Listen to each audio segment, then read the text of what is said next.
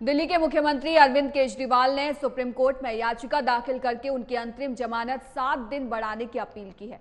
Supreme court ने दिल्ली शराब नीति केस में जेल में बंद केजरीवाल को 10 मई को अंतरिम जमानत दी थी। केजरीवाल को 2 जून को तिहाड़ जेल में सरेंडर करना है।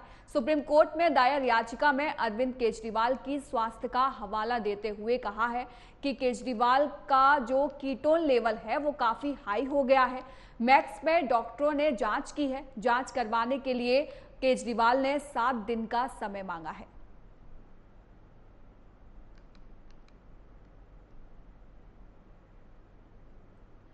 तो सीएम केजरीवाल ने 7 दिन और का समय मांगा है और साथ ही साथ आपको बता दूं कि 2 जून को उनको सरेंडर करना था। सिर्फ चुनाव के समय के लिए ही उनको बेल दी गई थी, लेकिन अब अंतरिम जमानत की जो मांग की गई है केजरीवाल की तरफ से वो 7 दिन और बढ़ाने की गई है।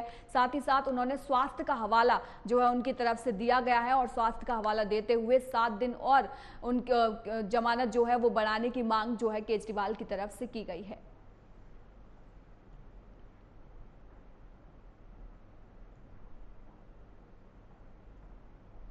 वहीं इस पर अधिक जानकारी के लिए हमारे साथ संवाददाता नगेंद्र भाटी न्यूज रूम से लाइव जुड़ गए हैं। नगेंद्र, केजरीवाल ने अंतरिम जमानत 7 दिन और बढ़ाने की मांग की है, क्या कुछ अपडेट है?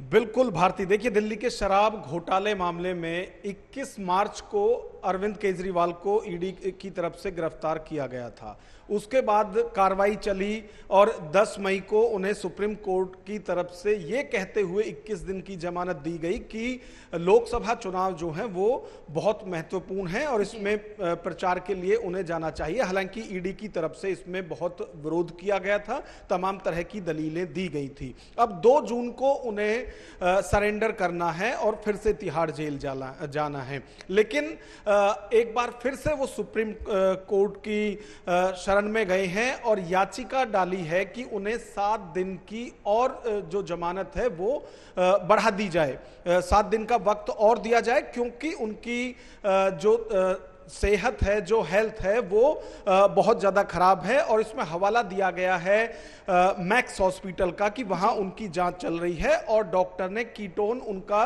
बढ़ा हुआ बताया गया है।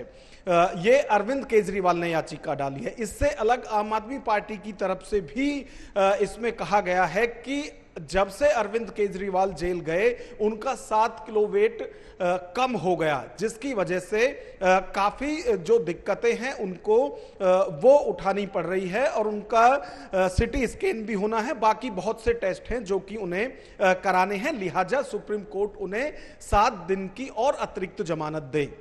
अब आप देखिए कि इस पर ईडी की तरफ से भी इसका विरोध किया जाएगा जब सुप्रीम कोर्ट में इसकी सुनवाई होगी, क्योंकि ईडी इसमें सबसे पहले जो कहेगा वो ये है कि एम्स या फिर सफदरजंग जो हैं इन अस्पतालों से जांच होनी चाहिए और वो इसमें अपनी जो जांच रिपोर्ट है, तब तक वो अरविंद केजरीवाल तिहाड़ जेल में रहे थे, उस रिपोर्ट को भी पेश करेंगे, जिसमें आम आदमी पार्टी की तरफ से कहा जा रहा है कि 7 किलो वेट कम हुआ है, जबकि जेल प्रशासन की तरफ से जो मेडिकल बुलेटिन दिया गया था अरविंद केजरीवाल का, उसमें पहले से 2 किलो वेट और ज्यादा गेन अरविंद केजरीवाल ने जेल में किया, ये रिपोर्ट में आया था। तो ये सारी चीजें ईडी की तरफ से भी रखी जाएंगी। अंतिम फैसला जो है वो दोनों तरफ से सुनकर सुप्रीम कोर्ट को ही लेना है, तो इसमें अंतिम निर्णय सुप्रीम कोर्ट का ही रहेगा। नगेंद्र, एक सवाल और है कि कितनी संभावनाएं लग रही हैं कि अरविंद केजरीवाल को 7 दिन की अंतरिम जमानत मिल सकती है? अगर इतिहास को देखें, ऐसी कई गिरफ्तारियां हुई जिन पर स्वास्थ्य का हवाला दिया गया, उनको देखकर अगर हम जानने की कोशिश करें तो कितनी संभावना यहां पर नजर आ रही है? देखिए, कोर्ट इसमें सुन सकता है ईडी की दलील को भी, और उसमें क्योंकि जो इस तरह के मामले होते हैं, और पहले भी आपने देखा होगा सत्येंद्र जैन या फिर जो मनीष सिसोदिया हैं उनके मामले में, कि जो दिल्ली सरकार के अधीन अस्पताल हैं उनकी रिपोर्ट का सख्त विरोध जो है वो ईडी की तरफ से किया गया था। और क्योंकि मैक्स तो वैसे भी निजी अस्पताल है, तो उसकी रिपोर्ट का तो और भी ज्यादा विरोध जो है वो ईडी की तरफ से किया जाएगा। तो इसमें सबसे अहम है कि ईडी का रुख क्या रहता है, क्या वो इस अर्जी का विरोध करते हैं या फिर वो कहते हैं कि हमें इससे कोई ऐतराज नहीं है कि यदि 7 दिन की और जमानत जो है वो अरविंद केजरीवाल को दे दी जाए। तो अहम रुख जो है वो इसमें ईडी का है। और यदि एम्स या सफदरजंग अस्पताल या आरएमएल के लिए ईडी कहते हैं, तो हो सकता है कि कोर्ट की तरफ से इन अस्पतालों की रिपोर्ट इसमें मांगी जाए और उसके आधार पर अपना जो निर्णय है वो लिया जाए। नगेंद्र, आम आदमी पार्टी की अगर मैं बात करूं दिल्ली में, तो 6वें चरण के चुनाव में 7 सीटों पर वहां पर लोकसभा चुनाव हो चुके हैं। क्या स्थिति वहां पर नजर आ रही है? क्योंकि अरविंद केजरीवाल ने यह दावा किया था कि अगर मेरी सरकार दोबारा यहां पर बन जाती है, उसके बाद मेरे को जेल में जाना नहीं पड़ेगा।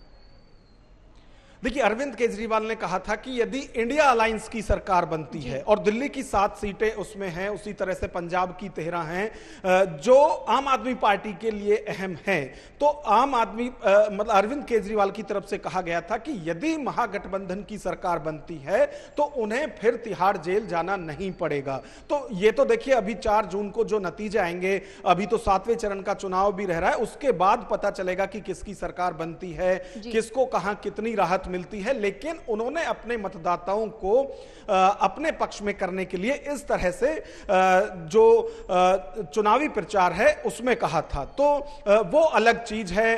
और देखिए, फर्क तो है, 2019 का जो लोकसभा चुनाव था उसमें तीनों पार्टी अलग अलग लड़ी थी और इसका फायदा भाजपा को हुआ था। अब क्योंकि आम आदमी पार्टी और कांग्रेस एक साथ गठबंधन में चुनाव लड़ रही है, तो उसका नुकसान भी भाजपा को होगा और फायदा इसमें गठबंधन को हो सकता है। कम से कम जो वोट प्रतिशत है वो भाजपा का घटेगा। और क्योंकि गठबंधन में कांग्रेस और आम आदमी पार्टी है, तो जहां उनके प्रत्याशी हैं उनका वोट 2019 के मुकाबले इस बार ज्यादा बढ़ेगा। यानी जो हार जीत का अंतर है वो बहुत ज्यादा नहीं रहेगा, वो अंतर कम होगा। ठीक है नगेंद्र, धन्यवाद तमाम जानकारी के लिए।